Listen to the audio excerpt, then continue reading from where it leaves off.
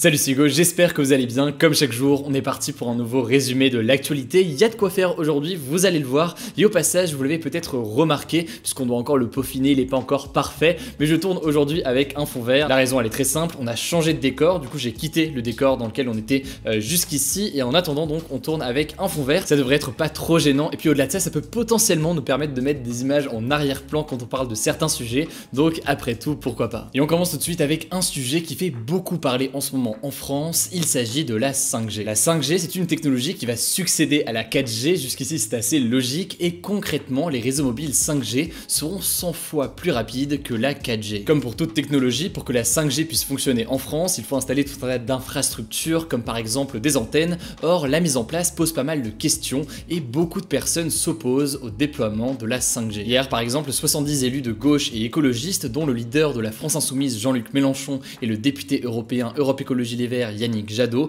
ont signé un texte pour demander de suspendre le lancement de la 5G en France, l'idée étant d'avoir un débat plus long sur le sujet. En fait, ils défendent notamment l'idée qu'il faut d'abord finir d'équiper toutes les zones en France où il n'y a pas de 4G ou alors un internet suffisant avant de se lancer dans la course à la 5G. Chez les opposants à la 5G, il y a aussi l'argument écologique. Selon eux, la 5G va générer une augmentation de la consommation énergétique, ce qui potentiellement pourrait avoir donc des conséquences sur l'environnement. En réalité, c'est assez difficile à définir. Les antennes 5G consommeraient potentiellement moins d'énergie, pour faire vraiment très simple, mais pour les signataires de la tribune, la 5G entraînerait une utilisation accrue des technologies et donc potentiellement l'utilisation de davantage de ressources à terme. De l'autre côté, chez ceux qui défendent la 5G, on dit que ce n'est pas seulement une question de connexion plus rapide. En gros, cette 5G ne permettrait pas seulement de charger des vidéos plus rapidement, mais surtout de développer par exemple la médecine à distance ou encore des villes connectées, des choses aujourd'hui difficiles à faire avec les équipements qu'on a. Par ailleurs, il y a une logique de concurrence avec les autres pays, puisque si le reste du monde installe la 5G,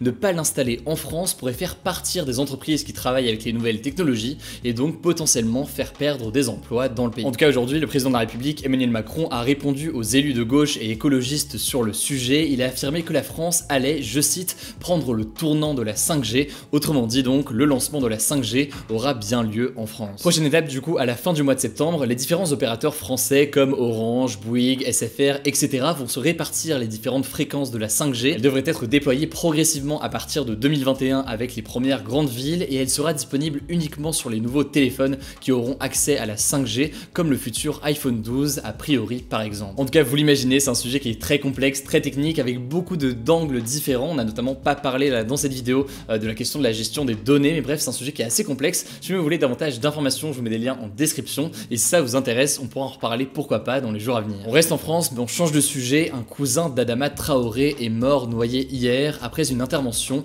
de la police dans les Yvelines. Adama Traoré, pour rappel, on en a beaucoup parlé sur la chaîne, il est devenu un symbole de la question des violences policières depuis sa mort en juillet 2016 suite à son interpellation par des gendarmes à Beaumont-sur-Oise. Selon les premiers éléments de l'enquête, Mahamadou Fofana, 35 ans, qui a ensuite été identifié comme étant le cousin d'Adama Traoré, a sauté dans la Seine alors qu'il était poursuivi par la police pour avoir volé une moto. Selon la police, il a tenté de faire demi-tour pour regagner la berge, mais s'est noyé, je cite, à quelques mètres du bord, alors qu'un effectif s'était jeté à l'eau pour le secourir. L'IGPN, donc la police des polices, a été chargée d'une enquête pour déterminer les causes du drame. Une autopsie a eu lieu aujourd'hui. Évidemment, on vous tient au courant dès qu'on en sait plus. Comme tous les jours après le point en France, on fait un point à l'étranger et on commence tout de suite avec un sujet important aux États-Unis. 5 ONG dénoncent des pratiques abusives dans un centre de détention de migrants dans l'état de Géorgie, donc aux États-Unis. En fait, aux États-Unis, il existe des camps où sont détenus des migrants entrés illégalement dans le pays et ceux qui s'occupent de ces camps, c'est la US Immigration and Customs Enforcement, que l'on appelle parfois aussi ICE, et donc en gros c'est la police de l'immigration américaine. Plusieurs de ces centres accueillent uniquement des femmes et l'un de ces centres situé en Géorgie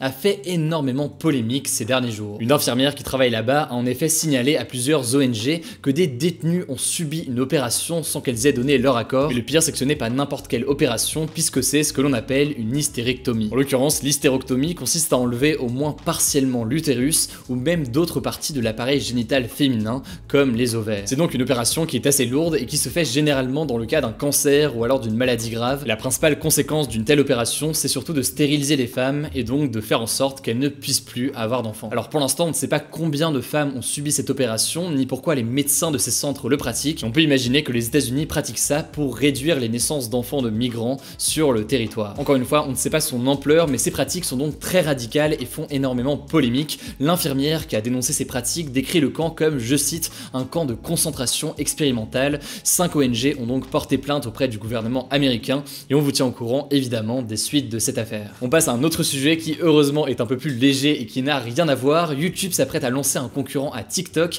qui s'appelle YouTube Shorts. Concrètement, Shorts devrait être intégré directement à YouTube et permet de créer de courtes vidéos verticales de 15 secondes grâce à des outils de montage. Les utilisateurs peuvent assembler plusieurs séquences, les accélérer ou les ralentir ou même ajouter de la musique. Il y a aussi une minuterie et un compte à rebours qui permettent d'enregistrer des vidéos sans avoir à toucher son téléphone. En gros, c'est quasiment la même chose que TikTok. Dans un premier temps, YouTube Shorts est déployé uniquement en Inde et puis on imagine que si ça marche bien, eh bien elle sera déployée progressivement dans le reste du monde. Au passage, c'est assez intéressant de noter que YouTube ait choisi l'Inde et pas un autre pays pour cette phase de test, puisque en Inde, eh bien TikTok est banni par le gouvernement et donc l'idée potentiellement pour YouTube, c'est de s'installer en Inde assez vite pour remplacer TikTok. Bref, YouTube se méfie de TikTok, ça rappelle aussi Instagram qui il y a quelques semaines, vous le savez peut-être, a lancé une fonctionnalité qui s'appelle Reels et qui est quasiment la même chose que Shorts. Bref, on verra qui des deux arrive correctement à concurrencer TikTok dans les semaines à venir. On passe désormais à un sujet à l'étranger, enfin plutôt un sujet extraterrestre, puisque des traces de vie pourraient avoir été retrouvées sur la planète Vénus. Voilà, autant vous le dire tout de suite, il ne s'agit pas de petits bonhommes verts qui ont fait leur apparition sur la planète, mais plutôt d'un gaz. En fait, des chercheurs ont étudié en profondeur les nuages de Vénus grâce à 2 immenses radiotélescopes,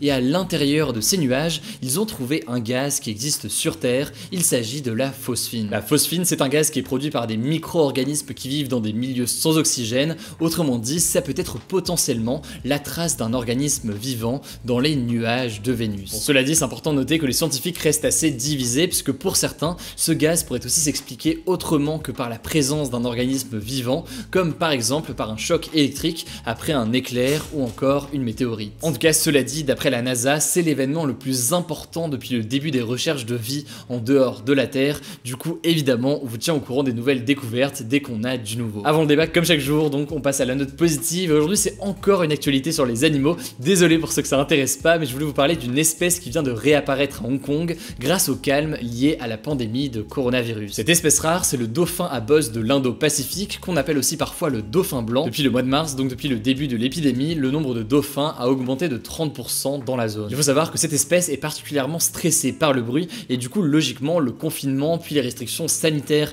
et la diminution du trafic maritime a réduit fortement le bruit dans la baie de Hong Kong. Bref, c'est une bonne nouvelle et au-delà de ça, c'est assez intéressant puisque ça permet d'avoir des nouvelles études sur la façon dont l'activité humaine impacte la vie des animaux. Hier, il n'y avait pas de débat du jour, mais aujourd'hui, du coup, il y en a un. Êtes-vous favorable au déploiement de la 5G en France? Pour participer, comme chaque jour, c'est très simple. Vous cliquez sur la chaîne Hugo Decrypt, vous allez dans l'onglet communauté. À ce moment-là, vous pourrez voter au sondage du jour ainsi qu'au sondage des jours précédents. D'ailleurs, petite nouveauté, histoire de pas seulement avoir le résultat du sondage, mais aussi avoir un peu plus de fond, ce qu'on va faire, c'est que demain, dans le résultat du coup de ce sondage, on va avoir à la fois les résultats, mais au-delà de ça, 2 commentaires qu'on aura sélectionnés et donc qui mettront en avant les points de vue différents sur la question. Écoutez, du coup, je crois que j'ai tout dit en description, je vous mets des liens pour en savoir plus. N'hésitez pas à vous abonner, mais c'est pas encore le cas pour ne pas rater les vidéos suivantes et les actus du jour.